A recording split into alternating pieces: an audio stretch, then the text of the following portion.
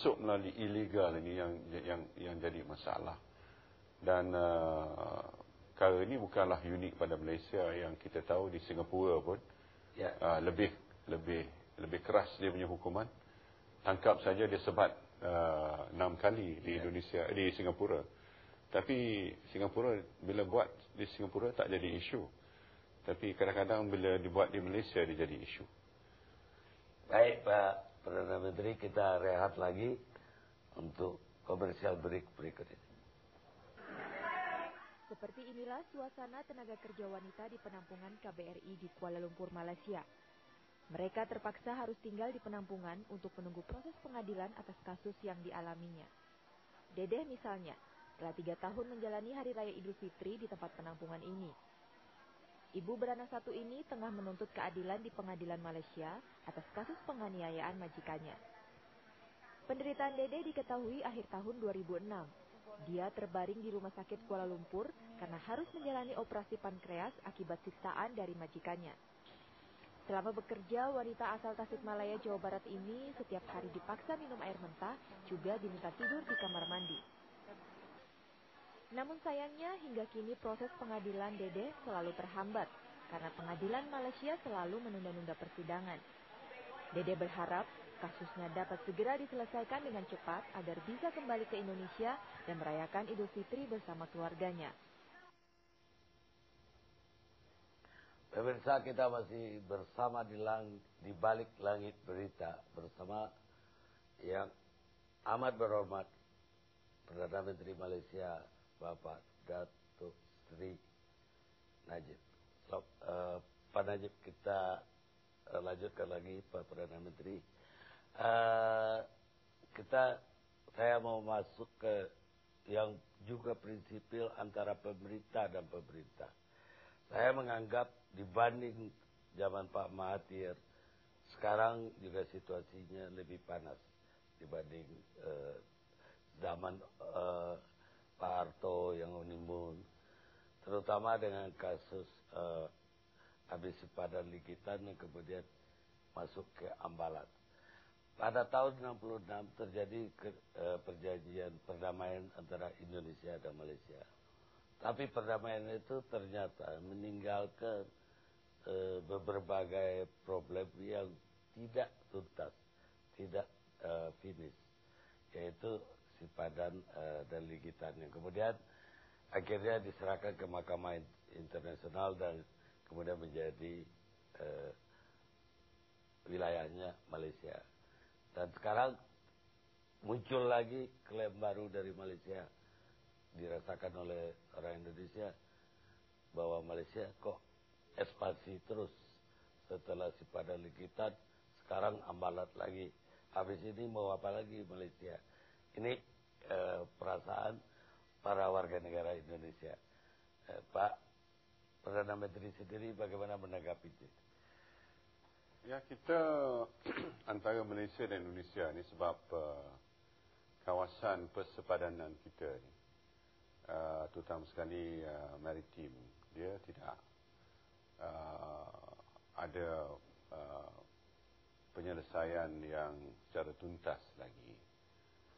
Tentu ada kawasan-kawasan yang masih lagi menjadi pertikaian. Dalam kes Likitan Sipadan itu telah dirujuk pada Mahkamah Internasional. Mahkamah Internasional membuat keputusan tentu atas fakta yang sahih tertentu. Kenapa badan antarabangsa itu memberi kedua-dua pulau itu kepada Malaysia.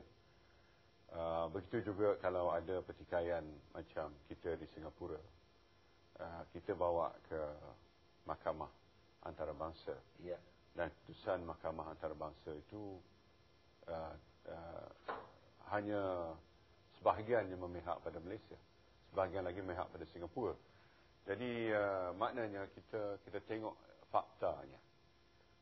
Tentu rakyat kedua-dua negara merasakan setiap kawasan itu dia rasa mau dimiliki oleh dia. Itu satu perasaan yang natural. Tetapi kita mesti membuat tuntutan kita berasaskan pada undang-undang antarabangsa, international law. Kalau kita tidak buat atas international law, dia jadi porak-poranda hubungan global dan rantau. Begitu juga kita ada tuntutan dengan bertindih dengan negara China umpamanya, dengan Vietnam, dengan Filipina, dan kita mesti ambil satu jalan penyelesaian. Tetapi jalan penyelesaian itu mesti berpandu kepada prinsip undang-undang antarabangsa. Dan inilah yang kita perlu rundingkan, sama ada kita rundingkan, kita selesaikan. Kalau tak boleh selesaikan, kita rujuk pada mahkamah antarabangsa. Tapi kalau kita tak rujuk pada mahkamah antarabangsa, apa penyelesaiannya?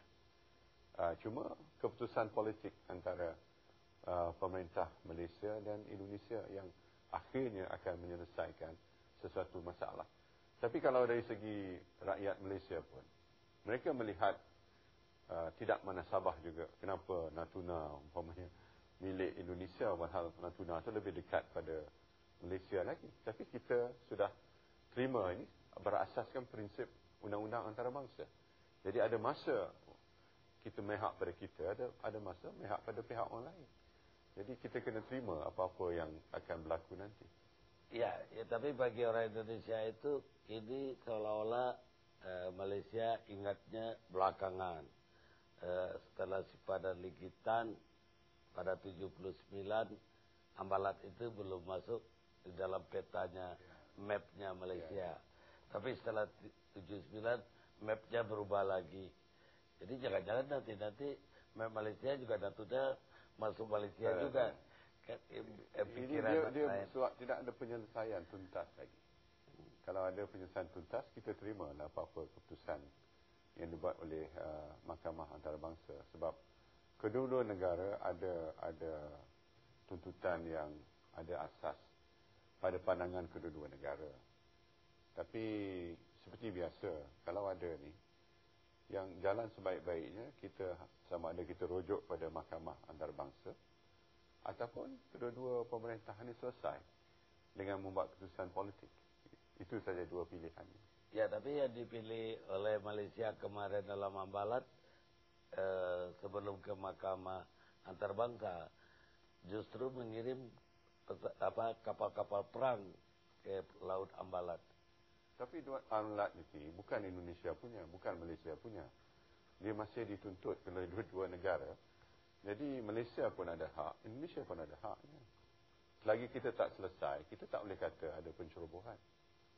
Walaupun tahun 79 Malaysia belum memasukkan ke dalam map Malaysianya sendiri. Itu secara resmi saja. Tapi dari segi aspek undang-undang antarabangsa, kita akan patuh pada prinsip undang-undang antarabangsa. Terus apa yang sudah dilakukan sekarang supaya terjadi kesepakatan? Kita sudah ada persefahaman antara saya dan Bapak Presiden supaya perkara ini dibincang di peringkat pegawai dulu. Lepas itu bila sudah bincang, sudah kita bagi tempoh masa yang sesuai, dia akan dibawa ke peringkat pemerintah.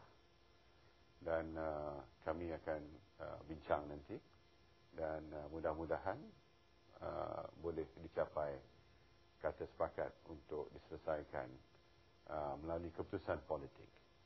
Tapi kalau tak dapat, saya fikir undang-undang mahkamah antarabangsa ataupun kumpulan yang ketiga yang boleh jadi arbitration boleh dilakukan juga. Baik, Pak Perdana Menteri, kita rehat lagi dan saya kira Pak Perdana Menteri juga perlu minum lagi supaya lebih lancar kita. Dan pemirsa, tunggu segmen terakhir kami.